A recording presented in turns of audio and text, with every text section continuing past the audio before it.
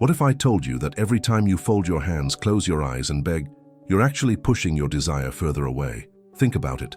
The more you plead, the more you confirm you don't have it. And what does life reflect? Exactly that absence. Neville Goddard's teachings flip this upside down. Prayer was never meant to be asking. It was always meant to be imagining. Most people think prayer is about asking louder, asking longer, or asking harder. They kneel, they plead, they wait, and yet their life doesn't move an inch. Have you noticed that? The more you ask, the more it feels like nothing happens. That's because begging isn't prayer, it's rehearsing lack. Neville Goddard shattered this illusion. He said the only prayer that works is imagination itself. When you close your eyes and dare to assume the wish fulfilled, you're not asking, you're creating. You're stepping into the end, where it's already done. That's why feeling is the secret, and why imagination creates reality. This teaching is radical because it doesn't leave you powerless. It doesn't tell you to wait for divine timing or beg for mercy. It tells you that creation is finished, and your job is simple. Live in the end. Assume it's already so and let the outer world bend. It sounds almost too simple until you test it. So if you've been praying and wondering why nothing changes, this is the wake-up call. You were never meant to beg. You were meant to imagine. And once you understand the difference, your whole world, money, love, health, peace, begins to shift in ways that look like miracles, but are really just law. Imagine a person who kneels every night, whispering the same words over and over. Please just let this change. Please just give me a break. Days turn into months, months into years, and still nothing shifts. It's almost like shouting into an empty room, hoping someone will finally answer. That endless begging becomes routine, like brushing teeth, but with a heavy heart instead of clean breath. He doesn't even notice anymore how automatic the plea has become. It slips out at the dinner table, in the shower, right before sleep, a quiet mantra of lack that follows him like a shadow. To outsiders, it might look like faith, but inside it feels more like waiting at a bus stop where the bus never comes. Every please confirms the same painful thought: I don't have it. She remembers her grandmother saying, Deus ajuda quem cedo madruga, and so she keeps waking early, lighting candles, begging again. Yet the bills remain on the table, the relationship still cold, the opportunities still scarce. It feels like the heavens are deaf, or worse, indifferent. But maybe the real silence isn't out there. It's inside, where imagination has been neglected. People think prayer is repetition. They think the louder or longer they ask, the more likely the universe will hear. But this kind of asking is like sending the same unanswered email every day. You keep pressing send, and the inbox stays empty. The act itself screams, I'm not there yet. I'm still lacking. That's the loop, and it tightens every time it's repeated. What nobody tells them is that the loop isn't innocent. It doesn't just waste time, it wires the subconscious. Each plea carves deeper the neural groove of separation. The message becomes familiar. I don't have, I can't reach, I'm still waiting. And the subconscious, faithful like a servant, makes sure reality matches that belief. Begging is not neutral. It is creative, but in the wrong direction. Imagine a man watering a barren patch of soil every day, whispering, please grow, yet he never plants a seed. His faith looks admirable, but it's misplaced. The soil isn't refusing him, it's just empty. That's what begging does, it waters the absence, not the harvest. Without realizing it, he becomes the caretaker of lack itself. And yet, there's comfort in the loop. Begging feels safe because it requires no inner shift. You don't have to risk believing differently. You only have to repeat the words you know. It's like staying in bed on a cold morning. You're not satisfied, but you're comfortable. That comfort is a trap because it gives the illusion of doing something when in truth nothing is being created. Think of how people talk about money at family gatherings. If only I win the lottery, or someday when things get better. Those phrases are polished by repetition, passed down like recipes, but what they really serve is the state of waiting. Begging is contagious. It hides in idioms, in jokes, in casual sighs at the end of the month. Everyone's asking, but no one is receiving. The tragedy is not that the prayers go unanswered. The tragedy is that they were never true prayers to begin with. They were rehearsals of emptiness, auditions for a role no one wants, the eternal seeker. And every time the words left their lips, the state of lack was renewed like signing a contract with absence. The loop keeps itself alive. But what if prayer was never meant to be this way? What if the silence isn't punishment but invitation to stop asking and start imagining? Because if the loop of begging locks you into absence, there must be another way to step into presence. And this is where Neville's voice enters, clear and unsettling, to redefine what creation really is. People often believe that the act of begging is prayer. They think if they repeat the same request long enough, some invisible hand will eventually respond. But Neville Goddard taught something radically different. True creation isn't about repetition, it's about recognition. The moment you plead, you confess lack. The moment you imagine, you confess unity with the thing desired. He showed that the law of assumption works without exception. To assume the wish fulfilled is to collapse the distance between wanting and being. Begging implies separation, like calling across a canyon, but imagination creates reality by bridging that gap instantly. The secret is not effort, it's alignment. Imagine someone standing outside a house they long for, knocking endlessly. The knocking becomes their identity, the one still waiting outside. Neville Goddard's teachings reveal a different approach. Stop knocking, walk inside in imagination, and live in the end. That inner step is the only true prayer. When Neville said imagination is prayer, he meant that the imaginal act itself is communication with the infinite. It is not words spoken into silence, but states impressed upon consciousness. And since the inner world is the womb of the outer, what you dare to embody inwardly must echo outwardly. Think about a relationship. Begging for love usually pushes it further away, because the energy says, I lack. But assuming the end, feeling cherished, living as though love surrounds you, creates a new state. Conscious creation doesn't ask, when will it come? It knows, it already is. This is why Neville insisted that feeling is the secret. Words may be polite, rituals may look holy, but if the feeling underneath is emptiness, the result will be emptiness. True prayer is not asking for rain, it is dancing as though the rain has already fallen. The body confirms what the imagination has already accepted. He would often compare life to theater. The script is finished, creation is done. The actor doesn't beg the playwright to add lines, he simply steps into his role. Likewise, to live in the end is to embody the scene that already exists in consciousness. That's the essence of manifestation truth. Neville's vision of prayer versus imagination breaks tradition wide open. Where religion often taught people to wait, he taught them to awaken. The power lies not in the heavens, but in the state you dare to occupy. To assume the wish fulfilled is to accept God's gift as already yours. Picture this: a man constantly asking for wealth, never realizing that each plea keeps him poor in consciousness. Another quietly imagines the joy of financial freedom, feeling it as though it were present. The first reinforces absence, the second plants inner reality, and soon, life reflects the second man's assumption. So Neville's teaching on true creation isn't mystical poetry, it's practical psychology, spiritual awakening, and divine law all at once. The inner world is not just fantasy, it is the blueprint. And once this is understood, begging loses its appeal. Because now the question is no longer how do I ask, but how do I imagine? And that opens the door to an entirely new way of living. People don't realize that every time they beg, they are secretly declaring, I don't have it yet. This message goes straight into the subconscious, which never argues, it only accepts. Neville Goddard's teachings make it clear, consciousness is the only reality. So if your inner world is echoing absence, your outer world must reflect it. That's why imagination creates reality, not requests. Think of someone who prays every night for more money. The words sound holy, but the feeling underneath is worry and lack. And since feeling is the secret, what gets impressed is not abundance but emptiness. Begging then becomes the only prayer that works, just not in the way people expect. It works to keep lack alive. Neville often compared prayer versus imagination to planting seeds. Begging is like digging up the soil every day to check if the seed has sprouted. Each time you disturb it, you announce, it's not here yet. But imagination, resting in the end, allows the seed to grow undisturbed. Creation responds to stillness, not desperation. The subconscious mind behaves like a loyal servant. If you constantly plead for healing, it doesn't bring health. It assumes you must be sick, because why else would you beg? And so the body obeys the state you reinforce. This is the hidden mechanism of the law of assumption. It never gives you what you ask for. It mirrors who you are being. Think about relationships again. A person who begs for love signals to their partner, I am not chosen, I am not worthy. That vibration pushes affection further away. But when someone assumes the wish fulfilled, living as though they are already loved, the atmosphere changes.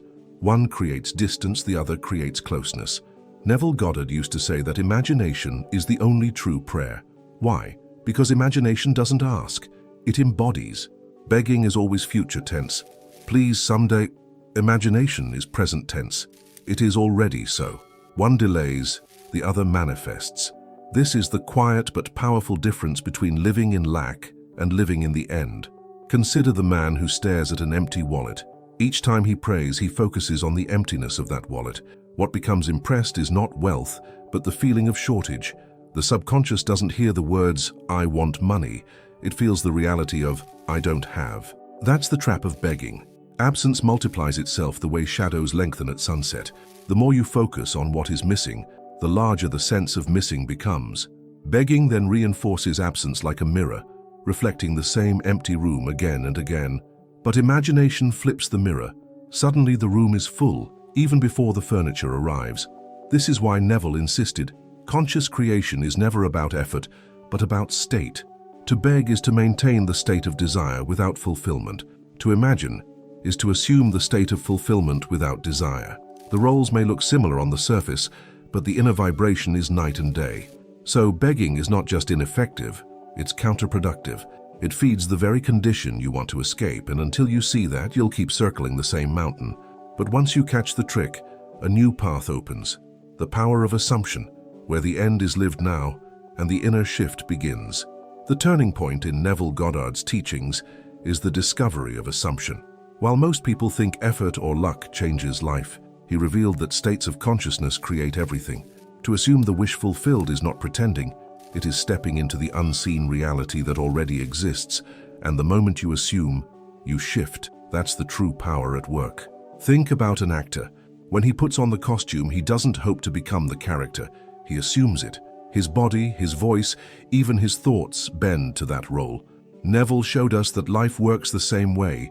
Conscious creation isn't about hoping, it's about assuming until the world has no choice but to play along. Many resist this because it feels too simple. They say, "But I don't see it yet." Yet the law of assumption doesn't wait for evidence. It creates evidence. To live in the end means to accept inner proof first, outer proof second. Feeling is the secret because once the feeling is real inside, reality has been rewritten. Picture someone in debt. They can assume poverty by obsessing over unpaid bills, or they can assume abundance by inwardly living the relief of freedom. Both are states, both are assumptions, and since imagination creates reality, whichever one dominates will eventually harden into fact. That's the hidden math of life. Neville used to insist that assumption is not effort, but rest. Begging is exhausting, but imagining the fulfilled desire brings calm. The inner world shifts from anxiety to certainty. That shift itself is the prayer, the only prayer that works, because it acknowledges no separation between the dream and the dreamer. Assumption is not daydreaming, it is conviction. It is the difference between hoping the plane will take off and already sitting comfortably in the seat, hearing the engines roar. One is fragile, the other is grounded. True prayer, Neville said, is dwelling in that grounded state until it feels more natural than the old one. The power of assumption also explains why imagination is prayer. When you inwardly feel married, wealthy, healed, or free, you're not asking anymore, you're declaring. And the subconscious, loyal as ever, organizes the outer world to reflect the inner decree. Life has no choice but to mirror the dominant state. This is why Neville's students reported dramatic shifts. They stopped pleading for miracles and started living in the end. A woman who longed for love stopped begging for it and assumed she was already cherished. Soon, her outer life reflected that assumption. The manifestation truth was undeniable. Creation begins inside. Assumption also transforms how we see time. Begging delays, always tomorrow, always later.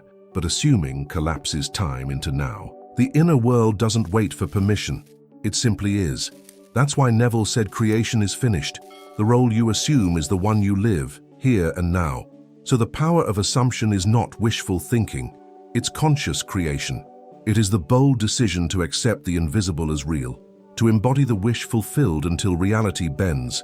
And once this principle is understood, begging naturally fades away, because now the imagination takes its rightful place as the true prayer. Neville Goddard shocked many when he declared, "Imagination is prayer. Not the kind of prayer people were taught as children, where you fold your hands and plead for change, but the inner act of experiencing a reality before it arrives. To him, true prayer was not asking, it was embodying.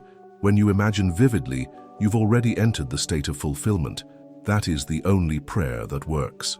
Most people think prayer versus imagination are two different things, one sacred, one make-believe, but Neville merged them into one. He taught that imagination creates reality, and the imaginal act is the bridge to the unseen. When you imagine yourself healed, loved, or free, you're not pretending, you're declaring. You're aligning with the law of assumption.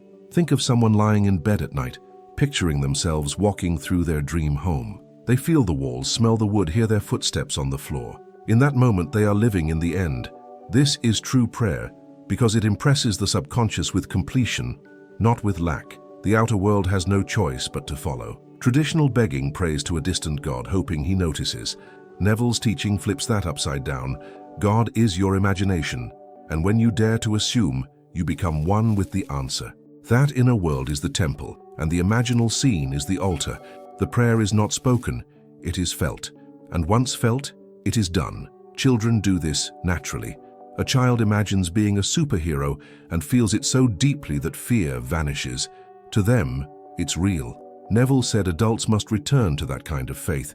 The subconscious doesn't judge if something is childish, it only responds to the feeling. And since feeling is the secret, imagination becomes the highest form of prayer. Consider someone asking endlessly for a new job. Each request tells the subconscious, I don't have it yet. But if that same person imagines walking into an office, shaking hands, and hearing, welcome aboard, everything shifts. The subconscious accepts it as true and life begins to align. That is conscious creation in action. Neville insisted that prayer was never meant to be begging. He said the inner world is already complete, and the act of imagination is how we claim it. The wish fulfilled is not a future dream, but a present state. The moment you assume it inwardly, you own it. That is manifestation truth, pure and simple. Think of imagination as a rehearsal. Just as an athlete rehearses victory until it feels inevitable, prayer rehearses fulfillment until it becomes natural. You don't ask to win, you embody the winner's state. And just like the athlete, the outer result eventually reflects the inner training. Imagination is the practice field of life. This also explains why many prayers seem unanswered. They weren't prayers at all, they were rehearsals of absence. True prayer never says someday, it says now. It's not a plea for rain, but the sound of raindrops already falling in the heart. That's why Neville could say with confidence, live in the end and it must appear. So imagination as prayer changes everything. It strips away the old belief in distance, delay, and denial. It shows that creation begins and ends in the inner world, where every scene is already alive. And once someone dares to enter that imaginal state, begging feels unnecessary. Because in the silence of imagination, the prayer has already been answered. Neville Goddard often said, feeling is the secret. What he meant was that the inner sensation of fulfillment is the only evidence you need.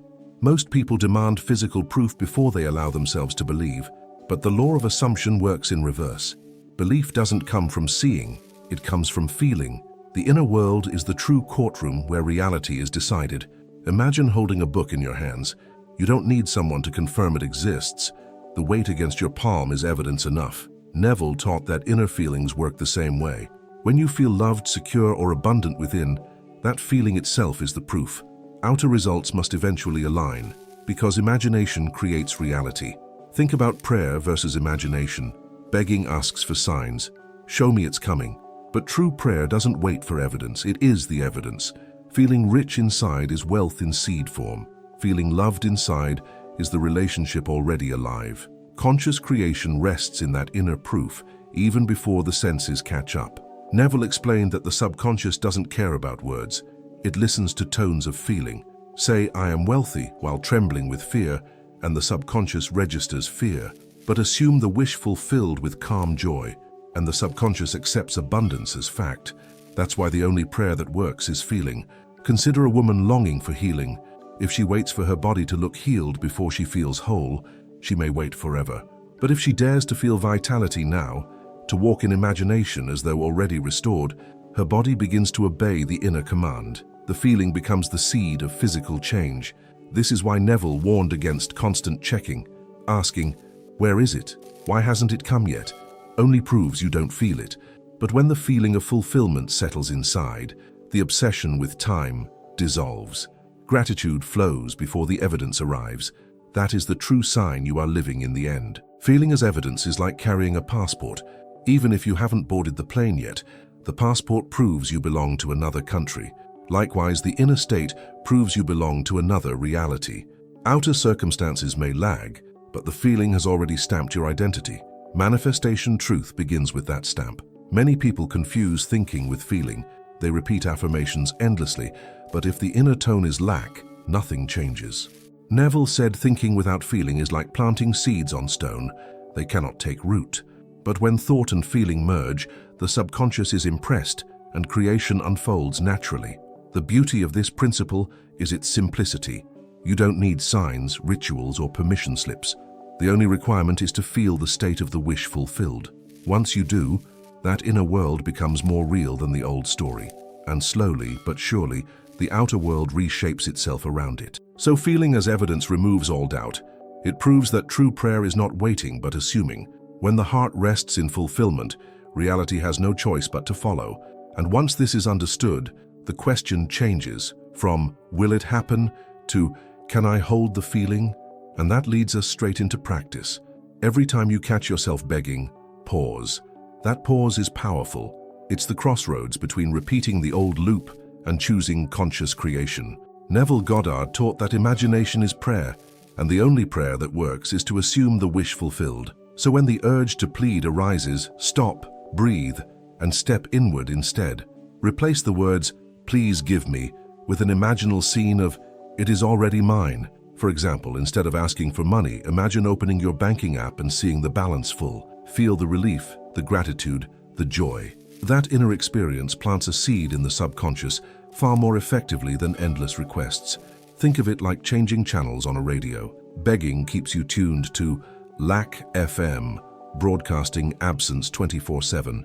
Imagination shifts you instantly to Fulfillment FM, where the wish fulfilled is already playing. The outer world eventually echoes the station you stay tuned to, so the technique is simply switch channels consciously.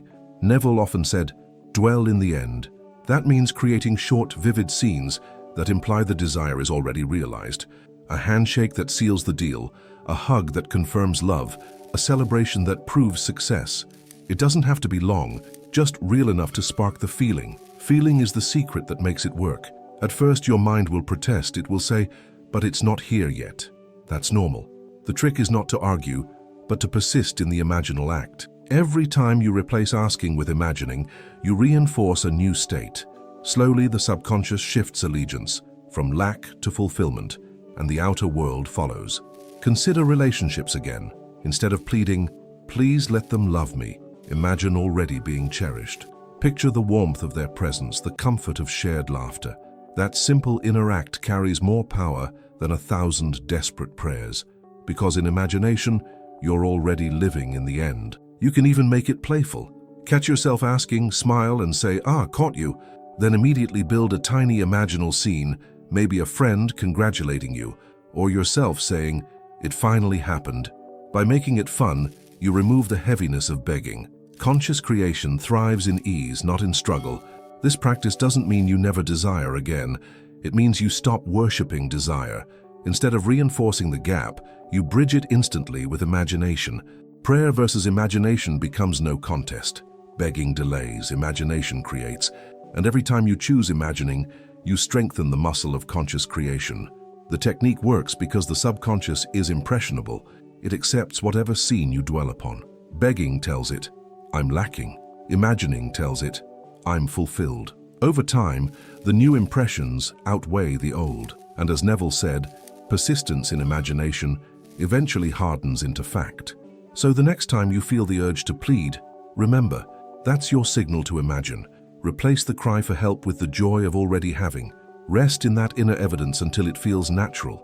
And soon, you'll notice subtle signs, indicators that you've shifted from asking to imagining. One of the first signs you've shifted from begging to imagining is a deep inner calm. Where before there was restlessness, checking, doubting, pleading, now there is quiet confidence.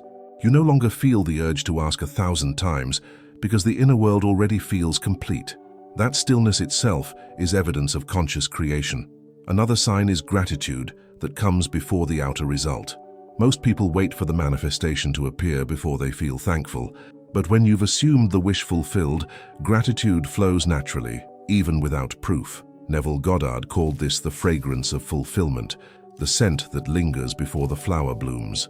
You also notice less obsession with when. Begging is obsessed with time. Why hasn't it happened yet? When will it come? But once imagination becomes prayer, time loses its power. You stop asking when and start knowing now. The law of assumption doesn't measure by calendars. It measures by states. Joy that arises without reason is another indicator.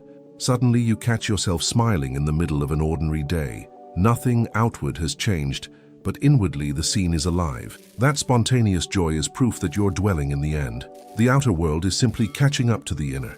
Relationships offer clear examples. A person who once begged for love may notice they now feel cherished even when alone. They no longer fear being unwanted. Instead, they rest in the warmth of already being chosen. That shift in feeling is powerful evidence that imagination creates reality. The inner world sets the tone. You also feel lighter. Begging is heavy. It carries tension, strain, and pressure, but imagining is restful. Neville said true prayer is not effort, but relaxation. When you've really shifted, the body itself feels less burdened. Shoulders drop, breath deepens, and peace takes the place of striving. Another sign is that doubts lose their bite. In the begging state, one negative thought can ruin the whole day. But when you're living in the end, doubts pass through like clouds. They may appear, but they no longer dominate. The feeling of fulfillment becomes stronger than temporary appearances.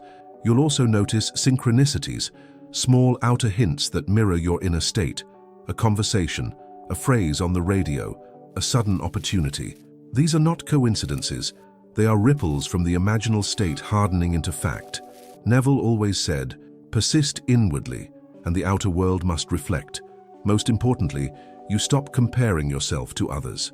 Begging always looks around. They have it, why don't I? But imagining looks within. Once you know creation is finished, there's no competition. You own your desire in consciousness, and that ownership is enough. The comparison game quietly dissolves, so the signs are subtle but unmistakable. Calm, gratitude, freedom from time, inner joy, lightness, resilience, synchronicities, and self-assurance. These are the footprints of imagination at work. And once you recognize them, the next step becomes clear. Persisting in imagination until it hardens into fact. Neville Goddard often said, persist, and it will harden into fact. That persistence doesn't mean forcing or straining. It means returning again and again to the inner world. Each time you revisit the imaginal scene, you water the seed. The subconscious absorbs repetition, and soon the state feels more natural than the old one. That is the path to manifestation truth. Think about how athletes train. They don't practice once and expect mastery.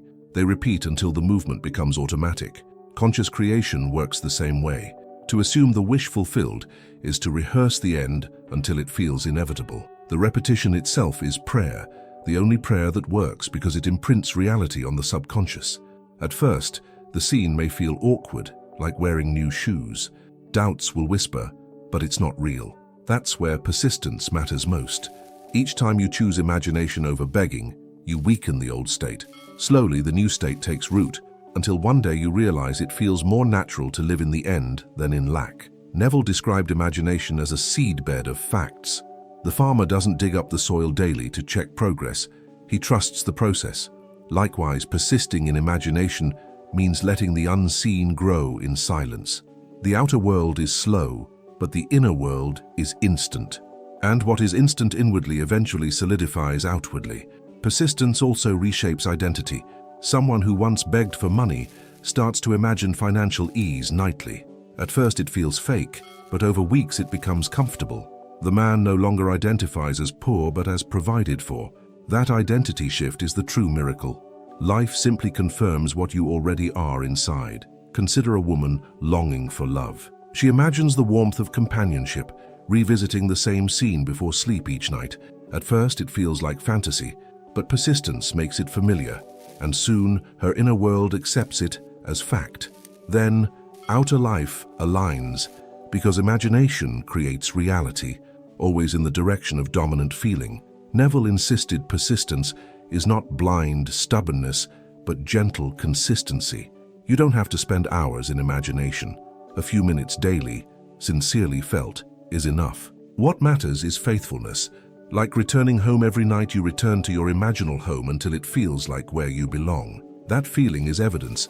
This persistence also transforms impatience. Instead of asking, when will it come? You rest in knowing it is already here. That knowing allows you to enjoy life without obsession. Begging feeds anxiety, but persisting in imagination breeds calm. You trust the law of assumption, knowing the unseen must harden into the seen. It's like shaping clay. Each imaginal act presses the form a little more firmly. At first, the sculpture is vague, but with each touch it becomes defined. Eventually, the clay hardens, and the form is undeniable. So it is with prayer versus imagination. The repetition of assumption solidifies the invisible into fact. So persistence is the bridge between inner vision and outer proof. Without it, the seed dies. With it, the seed flourishes. And once you taste the power of persistence, you'll see why Neville said creation is finished. You only choose which part to embody. Which brings us to the final truth. You were never meant to beg at all. Neville Goddard's most liberating message was simple. You were never meant to beg. Life is not a courtroom where you plead for mercy. It is a stage where you choose the role you play. Begging assumes separation, but conscious creation assumes oneness. You and your desire are not distant. They are one. To beg is to forget who you really are. From childhood, many were taught that begging is humility, that it shows devotion. But Neville's teachings reveal the opposite. Begging is denial of divinity. If imagination creates reality, then to beg is to hand your creative power away. You were born with the law of assumption within you. To live in the end is your birthright, not a privilege. Imagine a king who forgets his crown and begs for bread at the gate of his own palace. That's what most people do when they pray in desperation. They already hold the keys, yet they act like servants. Neville's message is the awakening. You are the king, you are the queen, and your imagination is the throne. Assume it. Sit on it. This is why he said, true prayer is not asking. It is assuming. The only prayer that works is the imaginal act of fulfillment. To close your eyes and feel the wish fulfilled is to reclaim the power you never lost. Every time you beg, you affirm absence. Every time you imagine, you affirm truth. Think about how the inner world mirrors the outer. A person begging for love declares, I am unloved. A person imagining love declares, I am chosen. Which one do you think life reflects? The manifestation truth is clear. Creation responds not to words, but to states. That's why feeling is the secret. You were not meant to crawl, you were meant to create. Crawling says, I hope. Creating says, I am. And every time you step into imagination, you honor that truth. Prayer versus imagination is the fork in the road. One path keeps you small, the other awakens you to your divine authority.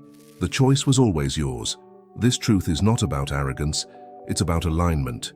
To assume the wish fulfilled is not to boast, but to harmonize with what is already finished. Neville Goddard's teachings remind us, creation is complete. You're not waiting for the universe to decide. You are deciding which part of the universe to experience. So, when you feel the urge to beg, remember, that's the old conditioning speaking. The real you doesn't beg. It imagines, assumes, and lives in the end. The inner world is your canvas, and imagination is prayer. What you dare to feel inwardly is what you inevitably live outwardly. That is conscious creation. You were never designed to live in lack. You were designed for fulfillment, for expansion, for joy. The inner world is proof of that. It constantly pulls you toward more. Begging ignores that pull. Imagining embraces it. And once you see this clearly, life feels less like a struggle and more like an awakening. So the truth is clear. You were never meant to beg. You were meant to imagine, to assume, to live as though it is already so. That is the law of assumption, the only prayer that works, the essence of Neville Goddard's teachings. And once this truth sinks in, the old ways fade, making space for a new life that begins now. So now the question is simple. Will you keep begging, or will you finally start imagining? Because every time you plead, you repeat lack, but every time you assume, you step into fulfillment. Neville Goddard's teachings leave no room for doubt. Imagination is prayer. the only prayer that works. What would shift in your life if, starting tonight, you stopped asking and began living in the end? What if you dared to feel wealth before the money, love before the partner, healing before the cure? The truth is, creation is finished. You're only deciding which part of it you'll experience.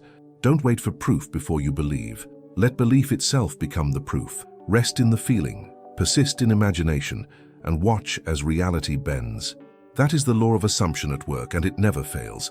So stop rehearsing lack, start embodying fulfillment. And if you want to keep learning how to apply Neville Goddard's teachings in practical, powerful ways, subscribe now and turn on notifications. Because the inner world you dare to create is the outer life you're about to live.